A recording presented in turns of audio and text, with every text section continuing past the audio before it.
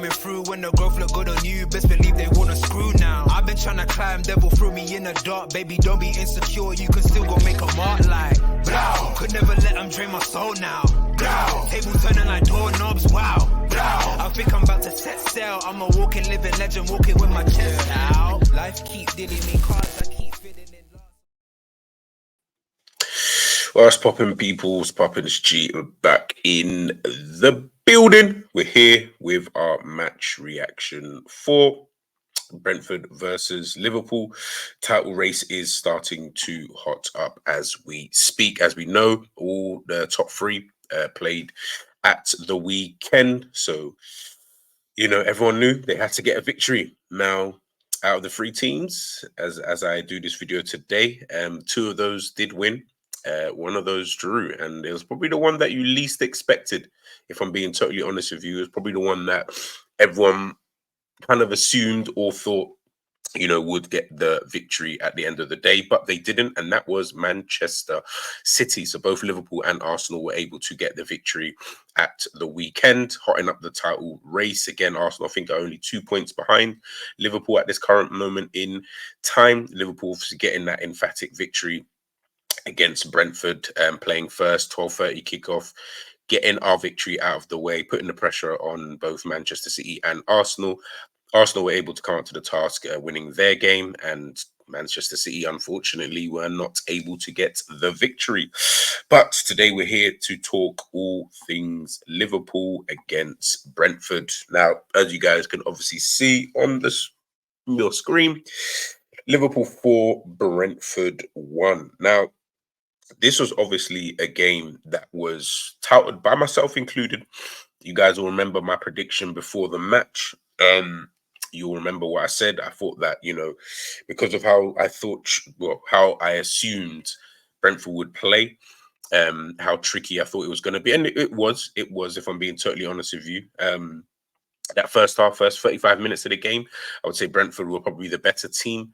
Then obviously we score. And then I feel like once we scored, it almost left Brentford in a kind of a precarious position. You know what I mean? They didn't really know what to realistically do almost in that kind of position because they were playing well. So, and, you know, they had opportunities to score. So it wasn't a case of, you know, they were just playing well and they had no opportunities and etc. They, you know, they had opportunities to score goals. Probably felt like maybe they should have maybe at least scored one. But ultimately, they were the better team. Liverpool, as always, as I've said continuously, and as Liverpool have shown this season, that it isn't luck, it's no fluke or anything like that. This is just the way that Liverpool are, which is play bad, stink up the place, but guess what? We'll hit you just randomly, just sucker punch. Liverpool on the sucker punches this season. That's something that I'm starting to realize a lot more this season, is that Liverpool will sucker punch you, you know, out of nowhere. So, you know, it's one of those kind of things. It is what it is, to be honest with you. Not really going to complain, you know, so to speak. But we're here now with the 4-1 victory. Fantastic goal by Darwin Núñez. Really, there's a little picture. Let me see if I can get it up. This was provided by Dreadfully Drawn. I love this picture. But the finish was excellent. It was excellent from Darwin Núñez. You know, gets a lot of criticism, rightly so, in my opinion. Criticized for the things that he can't do. And it's things like this, if I'm being totally honest with you. I think it's more things like this, you know, showing that level of composure in front of goal. Yeah, man. Obviously, not going to go too far. I'm not going to be like, oh, yeah, he's got the composure now. No. He definitely doesn't have it. What this has just shown me again is that, yeah, I think we all know he can finish like that randomly. Do you know what I mean? It's about being consistent. But for that goal yesterday, that was quality, absolute quality from him.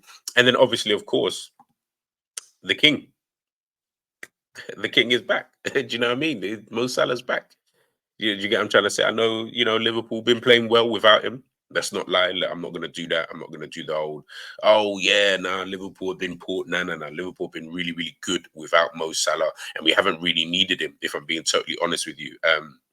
But of course, with the injuries, and we'll get into that in a second, that happened during the game, and with the injuries that we already have, when you've got your best attacker back in full flow, comes off the bench, What does he do? Goal and an assist. You know, it's just Mo Salah, man. Honestly, it is just Mo Salah. He just does Mo Salah things. You know, so it's just one of those things with him. So yeah, I think when it does come to someone like him, happy to see that he's back. You know, looks like he's sharp. He was really, really sharp in the game, and I think more importantly as well, looking to like the team and the game in general. After that 34, after Nunes scored, I just felt like we were able to. How can I put it? It was almost like we were able to kind of, I want to say nullify, but we were playing at times in the game so boring and so just passing for passing sake and stuff like that. Things I actually hate stuff like that. But even though we were doing that in the game, at the same time, it was breaking up the rhythm for Brentford because Brentford are all about that intensity. They're all about the set pieces. They're all about getting in your face and all these kind of various different things. They want to pump balls into the box with their set pieces. You saw with some of the free kicks. You saw for the goal, Nunes' first goal. They want to, you know, they've got their set piece set up and whatever it is they were trying to do. Obviously, get the knockdown. You know, get that second ball, and then from there it's then obviously whatever can happen. Obviously, get a shot off a goal, be able to lay it off to someone else to get a shot off a goal, you know, kind of thing. You know, it's that second ball. But because we were first to that second ball, it then allowed us to, you know, I mean, it was just a hoof up the pitch. I can't remember who it was, whether it was one of the centre backs, maybe Van Dijk or Konate, one of the two. But yeah, just hoof up the box, hoof up up the other end of the pitch. And then obviously, of course, Diogo Jota, who I thought played pretty decently as well in the game. Yeah, you know, he was able to get his head on it, which was a very tough header to actually deal with, if I'm being 100% honest. But he was able to deal with it, and then of course Nunes was able, you know, able to finish, man. But you know, McAllister getting on the score sheet as well. We'll talk about him in the rating. Of course, Nunes getting on the score sheet, Salah, of course, getting on the score sheet, and Cody Gakpo coming off the bench to get on the score sheet himself. I mean, it's one of those ones, man. Like I said, like, you know me, I ain't gonna lie, I ain't gonna do the whole like we won, which is fantastic, and that is the most important thing. And to be honest, I think once you're at this stage of the season where it is really about the 3 points, ain't nobody gonna really care about the performances. But I'm not gonna sit here and say that was a good performance. To be honest with you, outside of the goals, I didn't really think that Liverpool really played that well. To be honest with you, not to say that we played poorly. I won't go that far. I don't think it was one of those poor performances, but it was almost like I put a tweet out yesterday and I said, sometimes I don't really know even how to gauge Liverpool, you know, because sometimes you're baffled how you're 1-0 up. Like you start to get confused. You're like, and it must be more confusing for the opposition because they must sit there and think, how? We're playing well. We're doing the right things. You know, we're doing what we need to do. We've kept them at bay or whatever. But like I said, quality will always tell. Quality will always, always, always, always, always tell over a period of time. And that's really just what happened, if I'm being totally honest with you. But yeah, that's kind of just my kind of look. You know, we'll get into the player ratings for the game. We'll take a look actually here first, if I get this up. It's just the average positioning. So this is obviously Brentford's average positioning for them. You can see obviously Tony up there, Neil Maupay up there as well. You know, you can kind of see what they're trying to do. You know, and to be honest, actually, one of the things that I thought was going to happen pre-match, this is Liverpool's. You can see both teams, both Liverpool and Brentford, their average positioning in the game was quite narrow. And I thought that, you know, we would both, well, one of us would try to play a bit more wider, probably us, to be honest with you. But the game was very, very narrow. Very, very narrow. You saw with the pass that Mo Salah had for McAllister's goal. You saw, you know, that pass infield, but there was so much space in there. But the game was being played quite a lot in those positions, you know, and we were finding quite a bit of space in there, to be honest with you. And one thing as well, which I don't understand, and it's like teams are just dumb. Don't let Liverpool have a counter attack. They are the deadliest team in the league. Let me not say Europe, but in the league. They are the deadliest team when it comes to on the counter. You can't fuck with them with them kind of things. You really can't do that. You really, really, really can't do that. But teams do it all the time. They do it all. It's like you just don't know. Brentford were, and I get it. You got your style of play, you got your way that you want to play, and etc. etc. And I get all of that. And sometimes, of course, you want to stick to your own principles and things like that. And I fully hear all of that. But against Liverpool, nah, you're not smoking something. You're smoking something, man. You're smoking something. It just didn't really make no sense to me anyway. Personally, I just did not understand why Brentford were just constantly leaving Liverpool with 2, 3 players up top, kind of thing. But at the same time, maybe it was a smart move by Jurgen Klopp and the team. Maybe they knew Brentford want to pile players into the box, but if we leave 3 players up there, they're gonna have to mark. They're gonna have to. Something's got to give at some point in time. And to be honest, more time because Brentford have their principles, and I know Thomas Frank has his principles. He's probably sitting there thinking, "Nah, I ain't trying to. Yeah, I mean, nah, forget that. They're gonna have to come back and defend them because then we'll have more players in the box, which gives us more opportunity to score." Totally understandable. I get that level of thinking, but then you've got to remember Liverpool then might start thinking, "All right, we'll play your game. We'll play your game. We're just going to leave 3 players. We'll be outnumbered in the box because we back ourselves with Van Dijk, Kanate, and other players back there to be able to help out. We will back ourselves. Nunes in there, what I mean, for the height.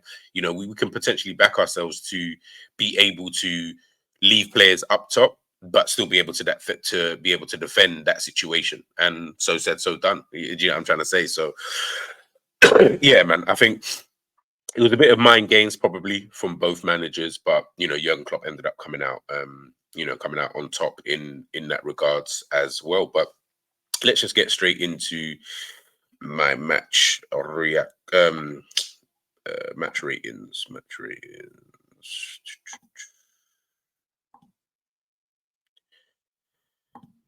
Yeah, you guys can see it. All right, just bear with me 1 second, peeps. All right, so obviously we know prior to the game, we had Kelleher in goal. Obviously, Ali picked up that hamstring injury. We still don't know how long this injury is going to be for. Hopefully, we find out some news today. Kelleher made some good saves in the match when called upon. Thought it was a decent game from him. Did his job pretty well. Was there much he could do for the goal? Nah, I don't really want. I'm not going to put that on him. I think it was a. I think it was a 7 performance. 7 performance. I think it was a calm performance from him, if I'm being totally honest. Obviously Robbo coming back in. Just trying to think now. I thought Robbo was actually kind of calm, to be honest with you. Like, like I'm trying to think, did he do anything would I consider to be wrong? No, not really. Quite solid, would I say, so to speak, defensively. Didn't really feel too vulnerable, with Robbo there, if I'm being honest. Was able to obviously get himself up and down the pitch as normal, just typical Robbo performance. Won 3 out of 4 tackles, got himself an interception in the game, won 5 duels, 5 out of 6 ground duels he won. Yeah, no, I think it was a good performance, a decent performance from Robbo. So I'll give him 7.5. Van Dijk, VVD, El Capitano. I felt like he had a strong performance up against Tony. Did his thing at the back. Didn't really feel too worried with him back there.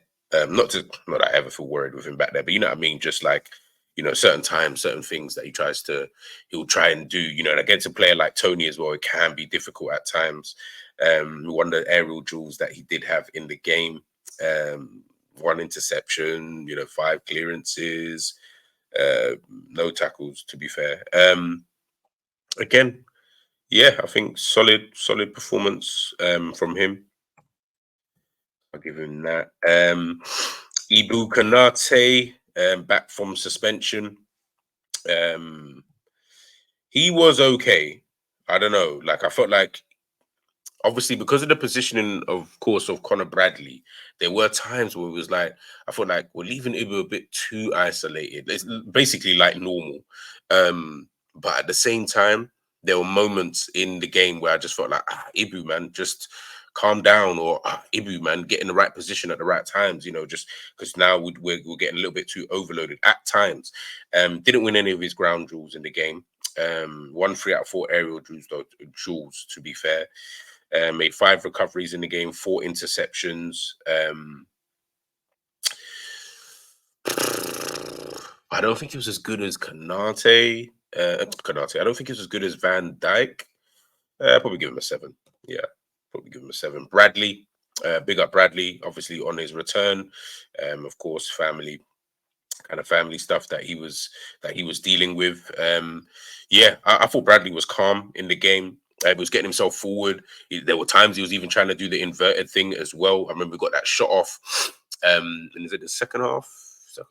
Yeah, in the second half, got that shot off that obviously just flew over the bar. But he was looking confident. He was really, really looking confident. It was a steady Eddie performance, in my personal opinion, from Conor Bradley. Didn't look out of place or anything like that. Steady performance. Wataru Endo. Yo, see this brother? Yeah, he's looking all right, he's definitely looking all right. I thought he was Liverpool's best midfielder, if I'm being honest. Really, really put in a shift in the game. Really, really put in a shift. You can see here, accurate passes, 69 out of 79, 91 touches. Final third passes, 14. Accurate long balls, 1 out of 3. He won 1 out of 2 tackles, 6 recoveries, 1 interception. Only won 3 out of 7 ground duels. Madly enough, he won 2 out of 3 aerial duels. He seems to be really, really good in the air. And we know what Brentford are about. But I just felt, watching Endo in the game, he was the one that was composed in the middle. He was the one that was being able to help out, break in defensive transitions. He was the one I was looking to more than anybody else, if I'm being totally honest with you. He looked like he was the one where, if we were going to get overrun, it's not going to be because of him. It'll be more because of Jones or McAllister or whoever else came on, Gravenberch or Elliott or whatever. It wasn't going to be because of him. I know he picked up the yellow card. I get it. Sometimes they're tactical fouls, and I do get that, but they tot up. After a period of time, he will get suspended. So maybe just be a bit more clever with some of these fouls. I'm not saying don't do them at times. There are going to be times when they are needed, but yeah, just a little bit clever, just a little bit more clever. But in general, I really, really liked his performance. It was just calm, from him. But at the same time, I felt like it was important that we had him there. I really did feel like it was important that we had him there. 7.5 from me. Curtis Jones, obviously come off injured. In the game, that's one of the injuries that we have got. Came off in that 34th minute. 34th minute. I mean, it's mad because when he come off, that's when we start playing well. I don't really know how to really even gauge his performance, to be honest with you. 5, I'll be honest, it was like a 5 prior to him coming off. But obviously came off injured, so we don't know how that would have ended. So I don't want to be too disingenuous or speak too much on him. But again, that's another injury for Liverpool. Alexis McAllister. This one's such an interesting one. Up until, would I say, let me see when he actually came on the pitch. So up until about Mo Salah came on, so let's just say second half, really, actually. Second half, I thought that McAllister played pretty decently. He was able to link up with Mo Salah pretty well. Prior to that, I thought McAllister was absolute rubbish. He was rubbish in that position. I just, watching him play, losing the ball, trying to make silly passes, being out of position and things like that. I was just like, bro, like, I don't really understand what you're trying to do. Like, if I'm being totally honest with you, it just didn't really make much sense, if I'm being 100% honest. But like I say, that was prior to Mo Salah coming on, because I felt like Mo Salah coming on almost created a bit more space for him, and it gave him someone to kind of pause, big pause. It gave him someone to be able to play around with in those kind of certain, in that right kind of attacking right centre mid areas. You had Mo Salah there, and obviously Mo Salah being who he is, it just allowed for him to be able to, do his thing. And then that's when I started to see a better performance from him. Really good goal, by the way. Really, really good goal. First half I would have given it a 5. Second half, I would have bumped the goal, bumped up 0.5. And performance-wise, I'll give him a 7. I'll give him a 7. I wouldn't be too harsh. Yeah, I think 7. Yeah, because like I said, I thought he was poor in that first half. To be honest with you, he just looked lost. He just looked so lost in that first half. But he really did he upped it by 2 points, which is pretty good, to be honest with you, considering you're sitting on a 5 prior to that. Luis Diaz got himself an assist in the game. Diaz looked lively. Did look lively in the game. I'm not even going to do the whole look back to his best crap because there's no such thing. Made up 4 out of 5 successful dribbles in the match. Really, really good. This was there 4 times though, to be fair. But he made 6 recoveries in the game. He only won 5 out of 15 ground duels, but it is what it is. But I did like the fact that he was just lively in that game. Just trying to think, what kind of a score would I give him? Luis Diaz, if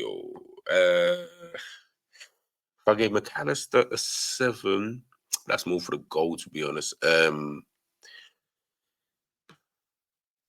Luis Diaz 7.5. I think that's a fair score. Darwin Núñez came up at half time. I don't know in regards to what's up with him. Again, another injury. It's crazy. Darwin Núñez and Diogo Jota. You know what I mean? Like, these injuries, man, they're starting to pile on. It's annoying. It's really, really annoying. But Darwin Núñez, prior to coming off, quiet. Other than the goal, very, very quiet. He's very, like I said, 35 minutes of that match, it was really Brentford who were on top. And then let's say, another 10 minutes. So really 10 minutes of the game, can we realistically say that Núñez was actually good? Yeah, if I'm going by that kind of measure, yeah, I'll give him a 7. Diogo Jota, I thought he was Liverpool's best attacker until he got injured, to be honest with you. Lively, dropping in deep, trying to help out and play. Got himself an assist, obviously with the goal for Núñez. He was providing more of an outlet, in my opinion, than Núñez was, which was weird because I would have thought that Núñez would be the guy who would be providing the outlet, kind of thing. But again, came off at half time, so I'll give him a 7.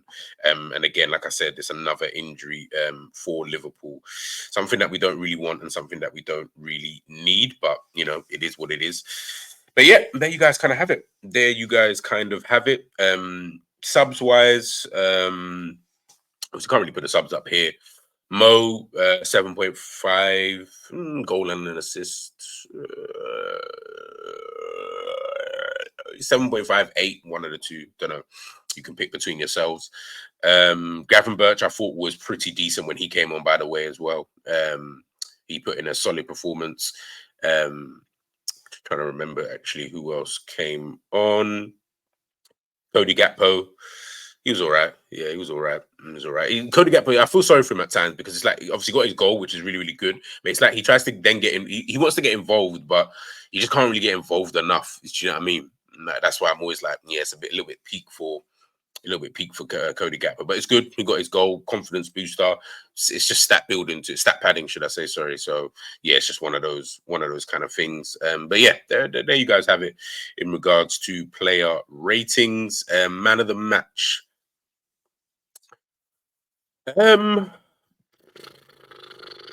I'll be honest, I'll probably end up giving it to Salah, to be honest with you. It wasn't really anybody else I thought that was that good. Salah or Endo. I'll give it to Salah or Endo, one of the two. We'll give it to Endo here because I can't put up the substitutes and stuff like that. Yeah, but yeah, it'll be Salah or Endo, man. Like I said, we got the victory. Performance weren't really all that. I wasn't really too fussed about that, to be honest with you. But yeah, Salah or Endo, you guys take your pick in regards to who you think played well enough.